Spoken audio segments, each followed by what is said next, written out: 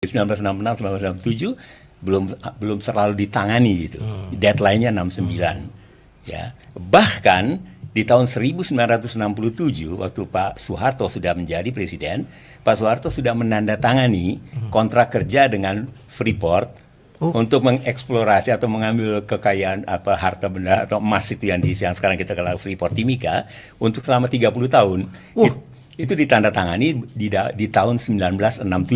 Sebelum referendum itu dilakukan. Sebelum diadakan referendum. Atau PEPRA itu ya. Akhirnya kok bisa ya? Jadi itu yang terjadi. Pak Soeharto tanda tangan 67, sedangkan PEPRA-nya belum dilaksanakan. Ya, orang Papua belum izinkan, sudah dieksplorasi gimana? Ya, orang Papua belum menetapkan apakah mereka akan tetap di Indonesia atau tidak. Kalau mereka sudah menetapkan mereka akan tetap di Indonesia, gabung di Indonesia, ya silahkan pemerintah pusat, karena negara kesatuan, pemerintah pusat menentukan. Apa boleh dikatakan itu tanda kutip penjarahan? Nanti minta penjelasan dari kita punya pakar hukum sebentar. Ya. Karena saya juga agak ngeri-ngeri lihat ternyata sejarahnya begitu ya. Banyak orang baru tahu ini sebenarnya. Ya, dan silakan bisa di search saja ya tahun 67. Nah, akhirnya lalu waktu disadari itu pernyataan saya. Pada waktu itu menjadi kenyataan, sudah mau habis waktunya, tahun 69 deadline. Belum ada PPRA. Belum dilakukan PPRA-nya. Kontrak kerja 30 tahun untuk Freeport dengan Freeport sudah dilakukan. Maka kita bisa berasumsi akan ada usaha apapun untuk mempertahankan Papua. Ini asumsi yang logis. Ya, untuk mempertahankan Papua tetap ada di Indonesia supaya kontrak kerja ini bisa berlanjut, dan hampir pasti pihak yang bagian dari kontrak kerja ini, dalam konteks ini Amerika, tentu akan mendukung supaya kontrak kerja mereka berjalan terus. Ini saya bicara konklusi logis saja, tanpa menuduh. Ya, betul. Ya, tanpa menuduh. Ya. Nah, 30 tahun ya. 30 tahun dari 67. Dari 1960. Sampai sekarang sudah berapa puluh tahun? Sudah diperpanjang, Pak. Sudah diperpanjang. Oke, final, Pak. Ya, jadi lalu terjadilah PEPRA itu. Maka terpaksa harus ada PPRA. Iya, 500.000 orang Papua kumpul. Tidak, Bapak. Hah? Tidak. Ini referendum loh, ini untuk penentuan pendapat rakyat. Rakyat Papua, bukan rakyat lain loh. Berdasarkan New York Agreement itu.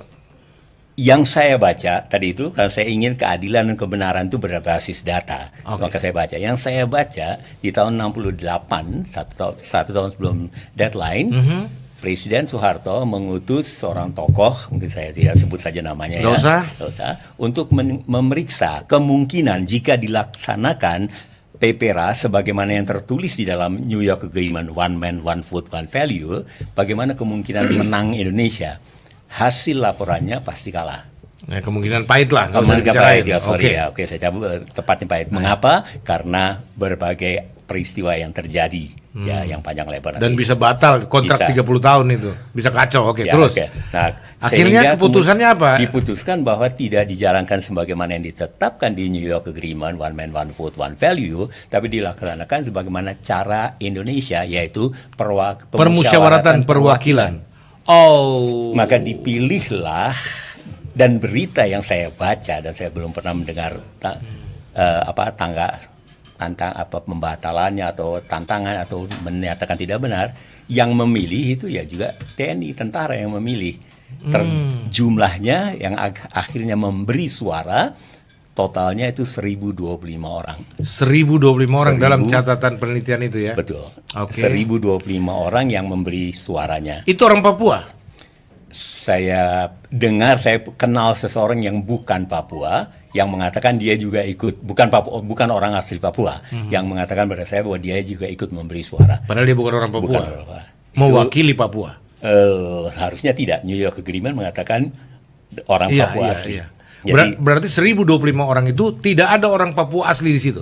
Ada, pasti ada. Ada. Ya. Walaupun saya tidak tahu, saya pikir ada pasti. Walaupun tidak memenuhi tuntutan New York Agreement. Walaupun 1025 orang itu seluruhnya memang orang Papua asli, tapi itu masih tidak memenuhi ketentuan 15 Agustus 62 itu. Kenapa? One man, one vote, one value seluruhnya. Semua orang asli Papua yang dewasa, adults, yang sudah pria, wanita semua yang dewasa. Yang diperkirakan totalnya sekitar 500.000, itu angka yang sangat moderat lah. Ada yang sampai ke 800.000 ya, namanya statistik. Sampai sekarang pun kita belum terlalu pasti tentang statistik. Oke. Ya, begitu. Lalu dibuatlah satu cara pemusyawaratan perwakilan, dipilih 125 orang, 1025 orang. Menurut informasi TNI yang memilih, tentara militer yang memilih, ada nama almarhum Jenderal Akub Sainal disebut di situ. Ini bisa dibaca ya, silakan. Kemudian karena itu, dan itulah hasil penelitian dari LIPI, sehingga LIPI simpulkan itu proses integrasi, karena kemudian terjadi PPRA berurutan dari 8 kabupaten itu, hasilnya 1025 orang mengatakan bergabung kok. Sepertinya. Lalu itu oleh proses itulah yang dikatakan oleh peneliti LIPI itu terjadi distorsi di situ. Itu yang diistilahkan distorsi. Distorsi dari integrasi Papua ke Indonesia. Oke. Hasilnya dilaporkan ke PBB. Oh, pelaksanaannya, ya betul. Hasilnya dilaporkan ke PBB. Pada waktu itu memang bisa baca juga, diterima oleh PBB? Dicatat. Ya, dicatat. Bukan diterima. Bukan dikeluarkan resolusi yang memutuskan telah terjadi, telah secara sah pada 1.025 orang ini suara mereka telah memindahkan Papua sah berada di bawah Indonesia. Keputusan itu tidak ada. Tapi yang ada adalah dicatat, menjadi catatan saja. Dicatat oleh bahwa telah terjadi peristiwa itu, proses itu, tapi tidak ada keputusan apakah itu merupakan sudah menjadi sah milik Indonesia atau tidak. Nah, LIPI menyimpulkannya sebagai akar masalah pertama dan utama. Bagaimana sampai Papua menjadi bagian Indonesia, dengan bahasa moderat dia katakan di situ terjadi distorsi. Sejarah dan status politik Papua. Sejarah Papua dan status politiknya menjadi bagian dari NKRI menurut penelitian Pak Muridan, almarhum Muridan dan teman-temannya, di situ ada distorsi, di situ ada masalah. Itu akar pertama. Lalu pasti konsekuensi logisnya akar kedua, ketiga, keempat.